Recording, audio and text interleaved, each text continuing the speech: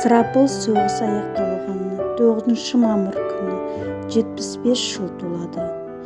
Ұлы жеңіс құтты болсын. Отан алдындағы болашақ ұрпақ үшін жасалған ерліктеріңіз, батырлықтарыңыз біз болашақ жастар, сіздердің ұрпақтарыңыз, сіздердің алдыңызда мәңгі қарыздарымыз. Қанша алғыс айтсақ та, қазіргі жарқын болашақ үшін, бейбіт өмір үшін мәңгі қарыздарымыз.